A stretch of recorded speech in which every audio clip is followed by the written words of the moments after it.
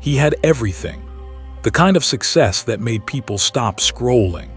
A penthouse in the clouds, followers by the millions, the applause of strangers echoing in every corner of the internet. But on a Tuesday afternoon, after one unexpected message and a single silent stare into the bathroom mirror, he collapsed. No, not physically. He shattered inwardly, quietly, fatally, because what he held onto had let go of him. There's a pain we all carry, a tightness in the chest, a restlessness in the gut. Sometimes it's loud and screaming. Sometimes it's just there like background static, and we've come to accept it as normal. We call it life. We chase after more love, more money, more recognition, hoping the ache will fade. But it doesn't, because we've mistaken clinging for living. There's a truth so old it's carved into the silence between Buddha's breaths. Clinging is the root of suffering, and suffering, whether loud or quiet, begins the moment we say, "This must stay." The moment we grip something, a person, a memory, a dream, and say, "Mine." We don't just hold things. We hold onto stories, that if I achieve this, I'll be enough. That if they love me, I'll be whole. That if I lose them, I'll break. But what if the story is the prison? What if the tighter we grip, the deeper we sink? The Buddha didn't teach in riddles. He simply pointed, craving leads to suffering, letting go leads to peace. It wasn't abstract, it was urgent, direct, because he saw what we often refuse to admit. We are drowning, not in the ocean, but in our attachments. Think about it. When was the last time you truly relaxed without needing your phone, your plans, or someone else's approval? When did you last look at someone and love them without needing them to be anything but free? When did you last feel joy without fear of losing it? The truth is, we don't fear loss. We fear the loss of control. We don't fear change. We fear our inability to stop it. And so we cling. Like hands on a rope burning our palms, the tighter we hold, the more it hurts. But there's a moment, just a flicker, when we pause and ask, what if I stopped grasping? Not because we no longer care, but because we finally understand nothing here was ever meant to stay. Not youth, not applause, not even breath. The awakened ones, they still walk among us, but you'll notice they carry nothing. Not bitterness, not pride, not even their own stories, and in that emptiness, they shine. You see, awakening isn't about becoming someone new. It's about unlearning who you thought you had to be. It's not about rising above life. It's about being fully here without chains. So if you've ever felt that ache, that quiet suffocation, if you've ever held something so tight it began to hurt, you're not weak, you're just ready. Ready to see the illusion for what it is. Ready to open the hand, to loosen the grip, to breathe again, not as someone who needs to hold the world, but as someone who's learning to let it go. Sometimes freedom begins not with action, but with surrender. Now the question isn't whether we can let go. The question is, who are we when we finally do? There are moments when words fail, when the most powerful truths aren't shouted. They're whispered in silence, or revealed through a single smile. Like the day the Buddha sat before his disciples, said nothing, and simply held up a flower. Everyone waited for a sermon, a teaching, a philosophy to debate, but he just sat, smiling, and in that smile was everything. Awakening. It's a word we toss around lightly. We read it on book covers, wear it on t-shirts, post it beneath sunset photos. But what does it really mean to awaken? It's not about escaping the world or glowing in a cave. It's not becoming someone better or achieving a perfect state where nothing ever bothers you again. Awakening is much simpler and far more radical. It's the moment you stop believing your thoughts are the truth. It's the instant you see reality, not through the lens of desire or fear, but exactly as it is. The Buddha awakened under the Bodhi tree not because he gained something, but because he lost what had kept him asleep. the illusion of permanence, the lie of the ego, the endless hunger for more. Imagine this: you wake up in a dream. Everyone around you is running, chasing shadows, screaming, crying, laughing, all over illusions. You try to tell them, but they look at you confused. They say, "No, this is real. What do you mean, wake up? This is all there is." So you smile and you just sit, because sometimes the only answer is presence. Awakening is not knowing more, it's knowing less, unlearning the noise, peeling away the layers until only stillness remains. You begin to see things differently. A falling leaf isn't just a leaf, it's a dance of impermanence. A moment of silence isn't emptiness, it's the universe whispering. Even pain becomes a teacher. Grief becomes sacred. Joy becomes weightless because you no longer need it to stay. The awakened don't need control. They don't chase. They don't cling. Not because they've renounced life, but because they've embraced it so fully. They no longer fear its flow. They see the world like a passing cloud, beautiful, moving, but never theirs to hold. That's why the Buddha smiled. He wasn't offering a secret. He was inviting a shift. From mind to presence, from craving to clarity, from identity to openness.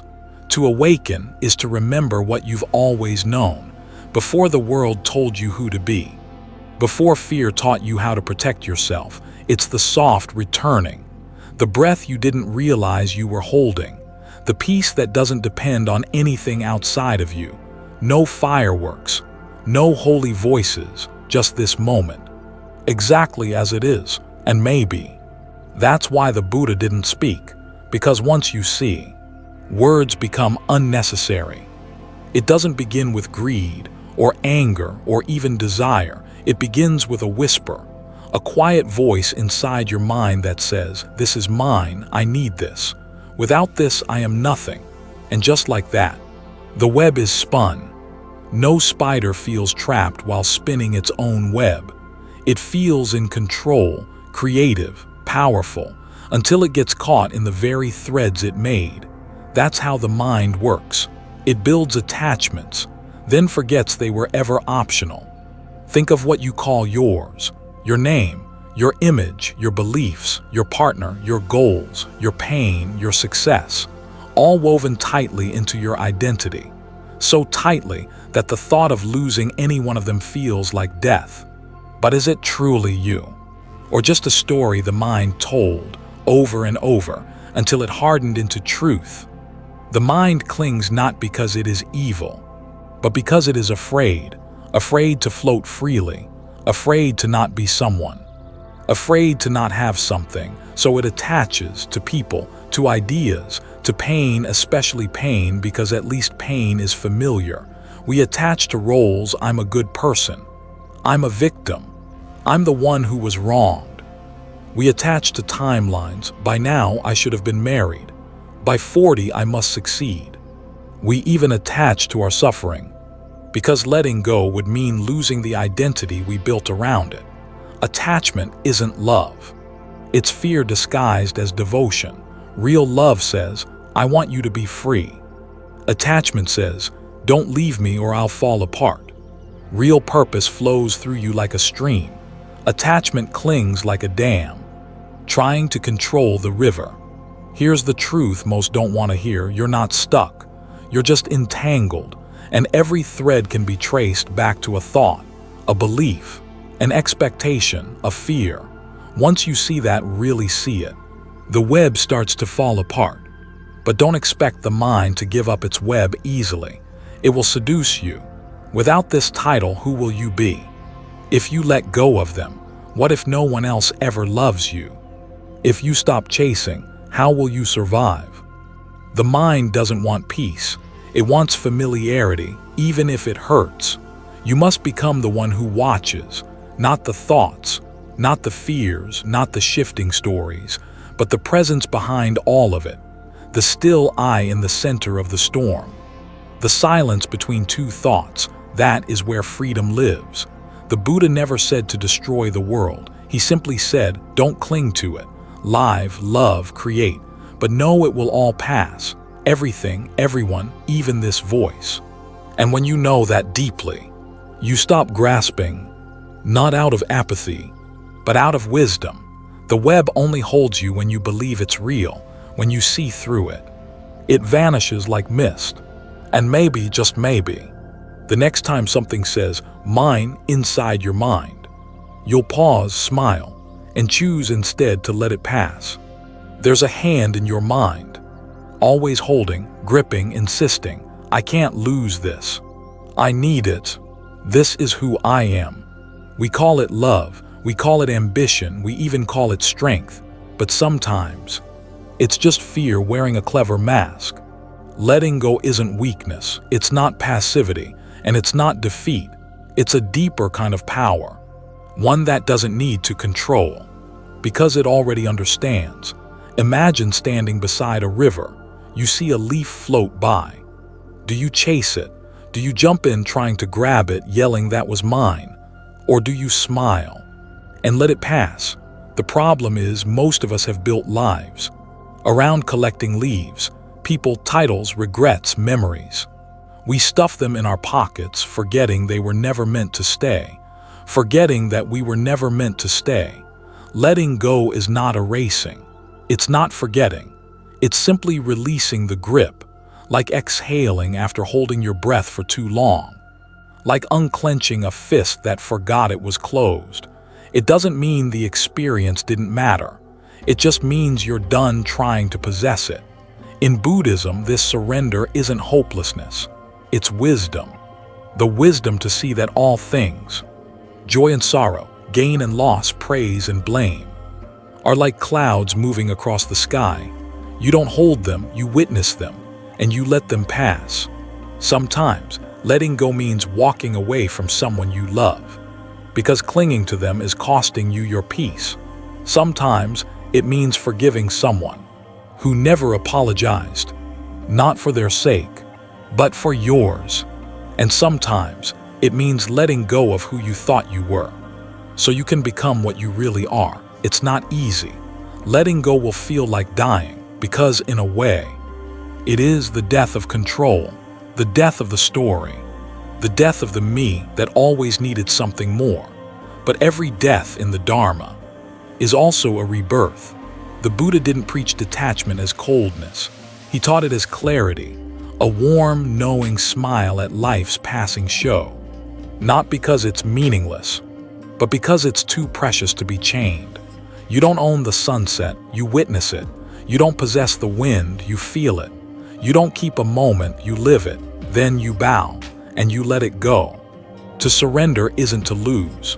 It's to finally understand that there was never anything to win, nothing to control, nothing to conquer, only experiences. Passing through awareness like wind through trees. Try it. Let go just a little. A thought you've held too long, a name you've called yourself, a fear that's outlived its usefulness.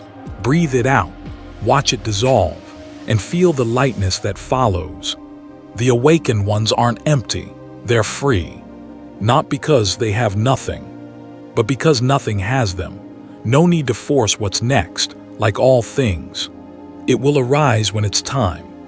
It grows in the mud, thick, dark, and foul, yet it reaches upward, stretching toward light, until it breaks the surface and blooms, untouched, unstained, radiant. This is the lotus, and this is you.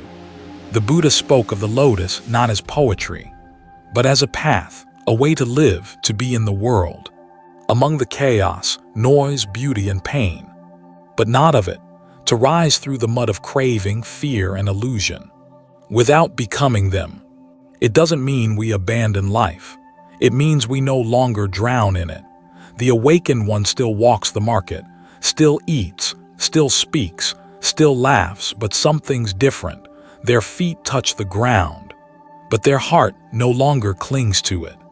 They no longer carry the weight of me and mine. They move through the world, like a breeze through bamboo, present but never stuck. You don't need to escape the world. You need to stop trying to own it. Let people praise you or criticize you, and still be centered. Let gain come and loss follow, and still be peaceful. Let love arrive and love leave, and still be whole. That's not detachment, that's mastery. The lotus doesn't fight the mud.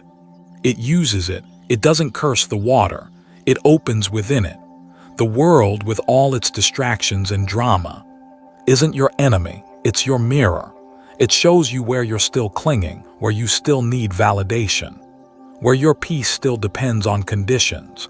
When someone insults you, do you shrink? When someone praises you, do you inflate? If so, they're not the ones controlling you. Your attachments are. But when you no longer chase approval, when you no longer fear disapproval, you become like the lotus, rooted yet rising. Some people think spirituality is isolation, hiding in temples or mountains. But true wisdom blooms right where you are, in the middle of a traffic jam, at the dinner table, while your inbox fills with noise. You don't need to vanish. You just need to stop absorbing everything. Let the noise pass through you. Let the world be the world. You remain steady, aware, kind, clear. You hold nothing, but you give everything. The lotus doesn't need attention to bloom. It doesn't need the pond to cheer. It just rises, silently, gracefully, because that's its nature, and it's yours too. To be in the world is a gift, to not be of it is a freedom, to live without clinging is peace, and to love the world without being owned by it is the beginning of awakening. You don't have to be distant to be free. You just have to be rooted in something deeper than anything the world can offer or take away. There's a voice in your head. It says, I am this. I want that. I deserve more. I'm not enough. It speaks in first person, but it isn't you, it's just the self, or more precisely, the illusion of it. The Buddha never taught us to fix the self. He taught us to see through it, because what you call I is not a solid thing, it's a process, a swirl of memory, desires, fears, and roles, tied together by habit and thought. It's a story, a very convincing one. You were born without it, no name, no pride, no shame. Then the world handed you a mirror, and slowly you began to say, this is me. This is mine. This is who I am. But look closely. Where is that self when you're sleeping? Where does it go when you're deeply focused? Or lost in music? Or in love? It disappears. And you feel most alive. The irony, the more tightly you cling to me, the more you suffer. Because the self needs constant defense. It must be admired. It must be right. It must be seen. And anything that threatens it becomes the enemy, a comment, a rejection, a failure. Not because they hurt, but because your idea of you is threatened. That is the prison, not the world, not other people, but this fragile identity, always needing to be something. The Buddha didn't ask us to destroy the self. He asked us to see that it's not truly there, like a rainbow, beautiful, colorful, but empty of substance. When conditions are right, it appears. When they fade, it's gone. That's the self. This is not bad news, it's your freedom. Because if I is not fixed, then you're not trapped by your past. You don't have to keep being who you think you are. You can be. Stillness, space, presence, free to act without ego, free to give without fear, free to live without constantly protecting me. This is why awakened ones are light. They carry no heavy story, no resume of pain, no trophy case of pride. They move through the world like a reflection in water, real enough to touch hearts, but never clinging to an identity. When the I dissolves, what remains? Awareness, still, luminous, without shape yet completely alive. This is not theory. It's what you've tasted in rare moments, when you forgot yourself and felt vast. That's your real nature. The ego wants to build, but the path is about letting go of I am better, letting go of I am worse, letting go of I am this or that, until all that remains is presence, not trying to be, just being. You are never the mask, never the name, never the story. You are not the self. You are that which sees the self, the one who watches quietly as the illusion falls away. And in that falling, you rise. They say you must have more to be happy, more wealth, more success, more love, more everything. But what if the opposite is true? What if freedom begins when you start letting go? Renunciation. It sounds harsh, like exile, like loss, like giving up everything you love. But that's the surface. Look deeper and you'll find a hidden door. One the world rarely notices. Not the door to less, but the door to peace. Imagine this. You're holding a burning coal, calling it your treasure. Everyone around you says, hold on tight. It's what makes life meaningful. But your hand is bleeding. Your heart is tired. And somewhere deep inside, a voice whispers, let it go. Renunciation is not giving up joy. It's giving up what poisons it. You're not rejecting life. You're shedding the layers that smother it, the cravings, the obsessions, the false promises, and in that space, real joy begins to rise. The Buddha renounced not because he hated life, but because he loved truth more than illusion. He didn't run from pleasure. He saw that chasing it endlessly only leads to more thirst, so he stepped off the wheel. In that stepping off wasn't sorrow, it was serenity. Letting go doesn't make you smaller, it makes you spacious. When you stop clinging, you begin to fly, and that's the paradox. Those who renounce are not empty. They are full of stillness, alive with presence, rich with a kind of joy this world can't manufacture. Have you ever cleaned out a room and felt the silence hug you? That's renunciation, not sterile, not cold, but clean, vast, unburdened, like a monk smiling under the Bodhi tree, with nothing and needing nothing. You don't have to give up your home or your family or your work. True renunciation begins inside. It's about loosening your grip, trusting that the tighter you squeeze life, the less of it you actually feel. It's about saying, I no longer need this to define me, and watching your soul exhale. There's a joy that comes, not from owning, but from releasing, not from achieving, but from arriving, not from becoming someone, but from remembering you were never lacking to begin with. To the world, renunciation looks like sacrifice. But to the awakened one, it's a return to sanity, to simplicity, to truth. It's walking barefoot through life, without fear of losing shoes. It's loving deeply, without needing to possess. It's smiling, without needing applause. The joy of renunciation is subtle. You won't see it in ads. It doesn't shout, it whispers. But once you taste it, everything else feels heavy. And you'll begin to wonder, what else can I release? What else am I ready to stop carrying? The one who renounces is not walking away from life. They are walking away from illusion. And in doing so, they don't lose anything. They gain everything. He walks through the marketplace, yet his mind rests like a still lake. She speaks with strangers, but no self is being projected. They act, they respond. But deep within, silence remains untouched. This is the paradox of awakening. Stillness in the midst of motion. You don't have to disappear into a cave to be free. The awakened one doesn't run from the world. They simply stop clinging to it. They work, they love, they care, but without the noise of wanting something back. They do not perform, they participate. Most people move with anxiety in their steps, always reaching, always chasing. They are in motion but not free. But when you meet someone truly still inside, you feel it.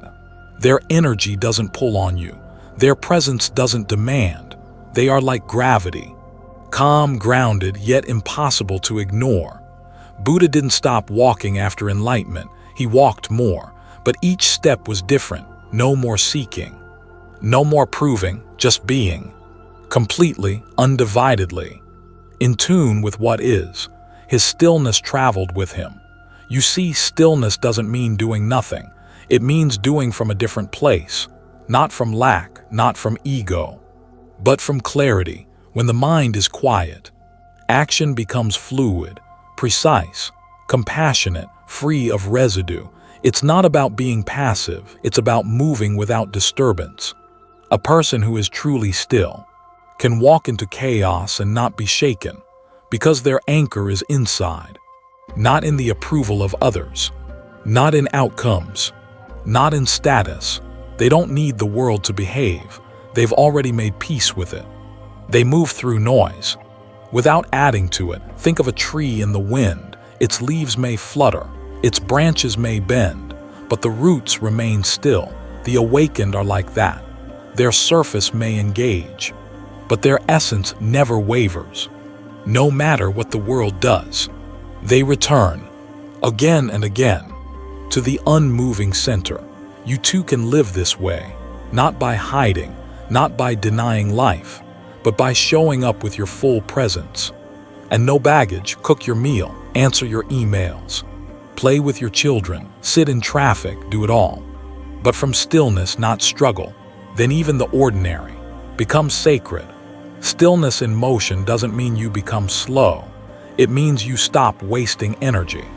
No more fighting the moment. No more chasing shadows. When you're not lost in the mind, you can give your full self to what's right in front of you, and paradoxically, you become more alive. Stillness in motion is the dance of the one who no longer needs to dance. It is the compassion that needs no audience. It is presence without pretense. The awakened don't retreat from the world. They simply no longer get caught in it.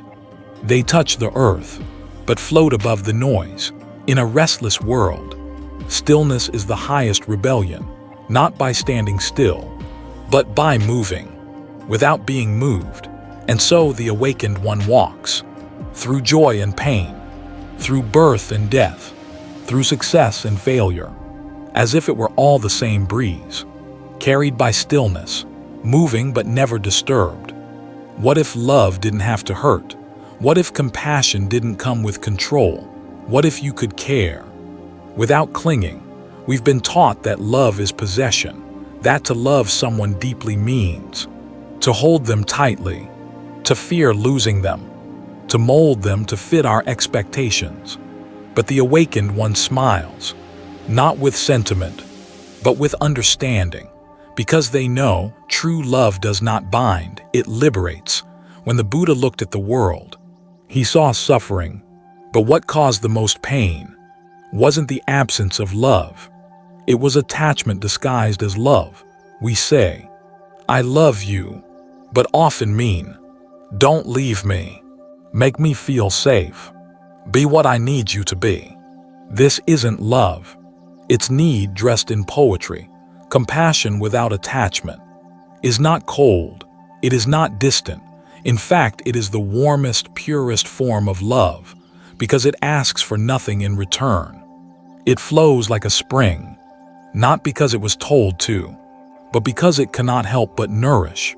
It doesn't say, "You belong to me." It says, "You are free and I love you still." You see, love rooted in ego always wants something: security, validation, control. But the love that comes from awakening doesn't come from you. It flows through you. It arises when the boundaries of me and mine dissolve, when you no longer see others as extensions of your identity. Then you can truly love, not because someone is yours, but because their joy is your joy. Their suffering touches you without drowning you. Many people fear letting go of attachment because they think it means indifference. But the truth is the opposite. When you are no longer clinging, you are finally free to truly care, to show up for someone without trying to shape them, to hold space, not cages, to offer presence, not pressure. The mother bird feeds her young, but she does not keep them in the nest forever. She nurtures, she protects, and then she watches them fly. This is awakened love. It gives with fullness, but holds with an open palm. letting others be who they are, not who we need them to be. Compassion without attachment is fierce. It says, I will stand with you in your pain, but also, I trust your path even if it leads away from me. It allows others to grow, even if it means outgrowing us, because love is not about ownership. It is about presence, and presence does not cling. To love without attachment requires courage. It means being willing to feel deeply, without trying to possess what we feel. It means choosing connection over control, compassion over codependency, freedom over fear. This love cannot be broken because it was never built on chains. And when the awakened one loves, they do not say, you complete me. They say, I see your wholeness, and I bow to it. They do not say, don't change. They say, grow and know I'll love you through it. That is the kind of love that heals the world without ever needing to hold it tight. There comes a moment on the path when all the striving ends, not because you've given up, but because you've seen through the illusion that there was ever something to chase. You no longer grasp for happiness because you've stopped imagining that it lives anywhere else but here. This is the freedom the Buddha smiled about, not the freedom to do whatever you want, but the freedom from wanting to live without needing to love, without possessing to act, without becoming unattached, but not uncaring, still, but not stagnant, awake, and quietly joyful. Imagine living your life like the sky, vast, open, untouched by the passing clouds. Storms come, but they don't define you. Feelings rise and fall, but none are you. People enter and leave, and you bless each one without trying to hold on. That's not detachment, that's liberation. The awakened one walks through the same world we do, same joys, same heartbreaks, but their hands are open, their heart spacious, their mind unclouded, nothing to prove, nothing to defend, nothing to cling to, and because of that, they are light, unshakable, at peace. To live unattached doesn't mean we withdraw from life. It means we enter life completely. But without chains, we become the lotus, rising above the mud, not avoiding the world, but untouched by its pull. This is the quiet revolution of those who wake up. They look ordinary on the outside, but inside they are free.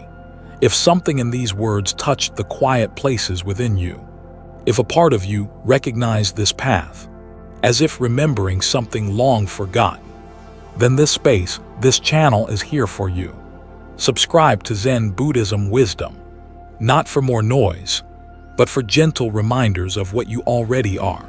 Join us in silence, in stillness, in truth. Until next time, walk gently, live simply, and may your heart remain unattached and free.